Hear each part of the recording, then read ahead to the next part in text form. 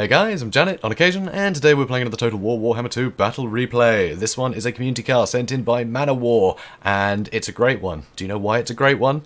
Because Skaven are in it. And Skaven make for the best replays because they are so silly. This really does show off the strengths of Skaven though, in a very nice way, so it's definitely worth showing off. So here, Skaven slaves. Just a load of Skaven slaves, that's all there is. All the infantry. Skaven slaves. Right? Rubbish. They can bog stuff down, they're targets, they can just get in the way of everything, muck things up, you know, really just get stuck in the works, right? Stop an enemy army from really doing what it wants, because there's just obstacles in the way. And they're dirt cheap. Absolute dirt cheap. But there's enough killing power back here too. There are 4 units of Rat Ogres. Rat Ogres, great armor piercing values, and against the Dwarfs, that's always fantastic. You've got to keep them safe. But of course, they are going to be safe if everything is covered in slaves.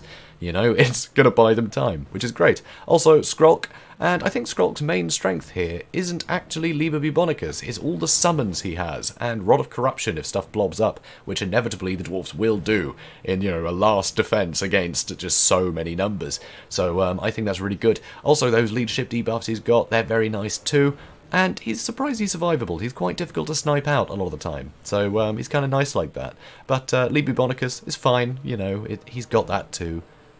Yeah, of course he does. But anyway, I think he's great. I think Skrolk is great. I mean, everyone knows that.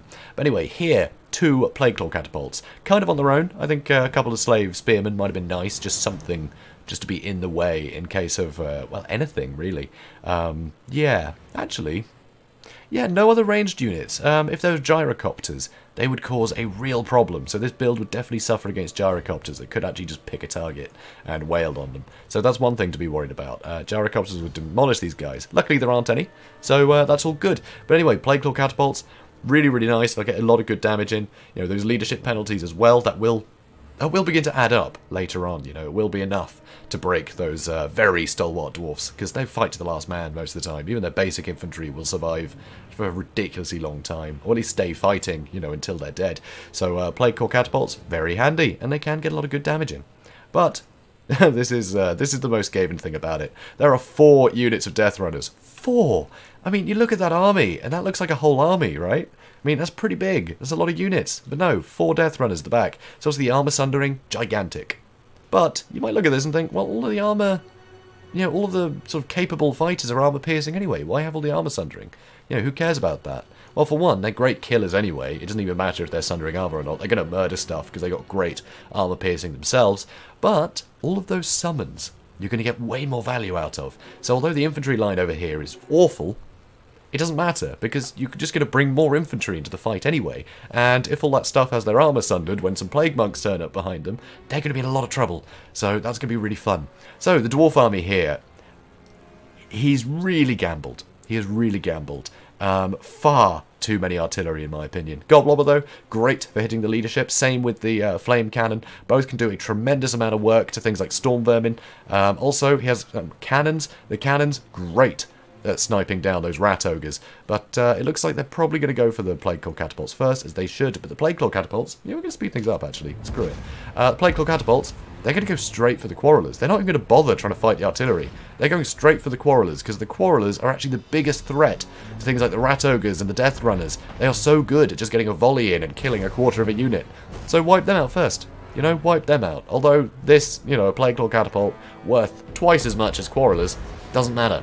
Doesn't matter, because these will negate, they'll work much more cost effectively, you know, than any other unit here. So if you can take them out, you're denying a lot of effectiveness from this army. So it's not always about cost versus cost, it's about cost versus potential damage to you, right? It's other things that are costly. So getting rid of these guys that are gonna perform well, it's a good idea.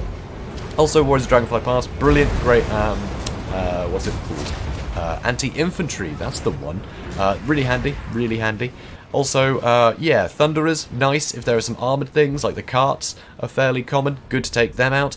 But, yeah, mostly it's just Longbeards. I mean, Longbeards are pretty great, they're immune to psychology, so that's nice, very good defensive stats. But if the Death Runners get on top of them, they're going to lose a lot of clout. Also here, Giant Slayers.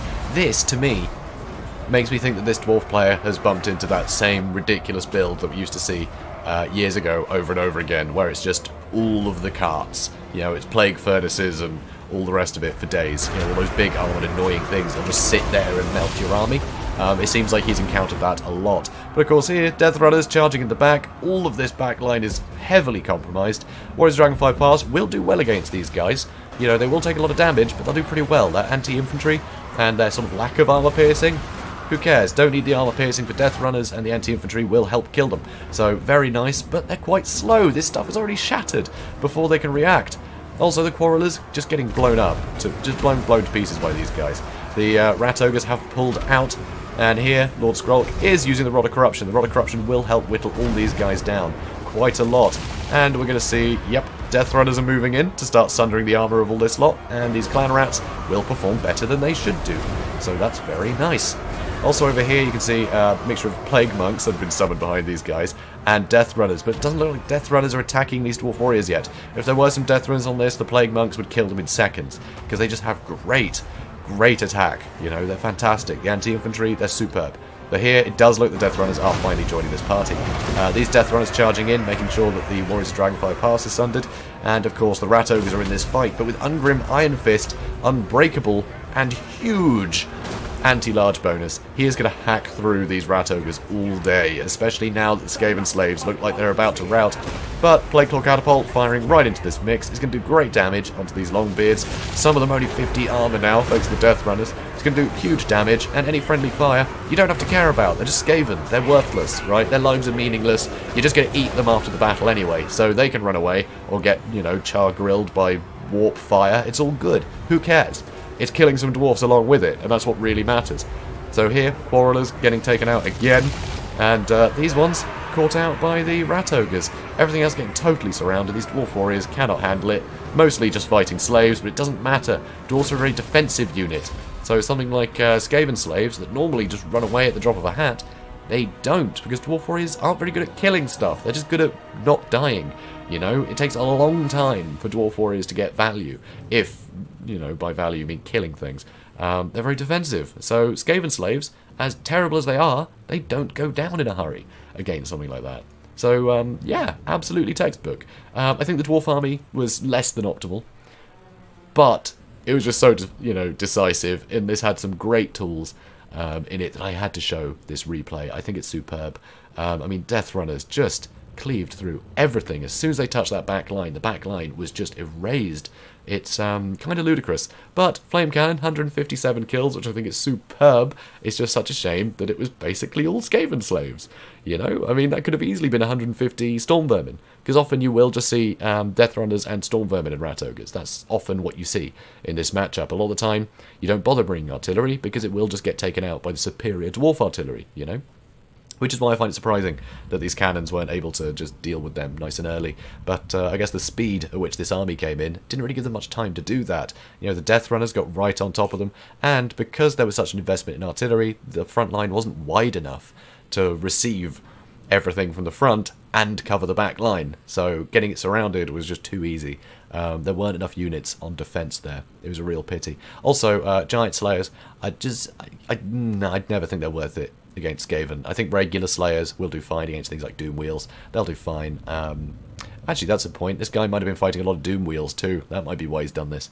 But, yeah. I'm not sure what this means. Should you pas de marque? I don't know. I don't know what that means. But this guy, I think he's trying to tell me something, but I don't know. Anyway, someone who speaks French, can you help with this? Because I don't. So I'd like to know what this means. It might be really rude, and I might be pointing this a lot, and it might be absolutely awful. I don't know. Now I'm really hoping that it's not terrible. Should I censor it out? No, I'm not going to censor it out. Whatever. So yeah, Manowar, thanks for sending this in. I think it was a great fight, and absolute textbook Skaven play. Just overwhelming numbers, a lot of crap that, you know, just is going to be a nuisance, especially against dwarves that just don't have the killing power to get rid of it quickly.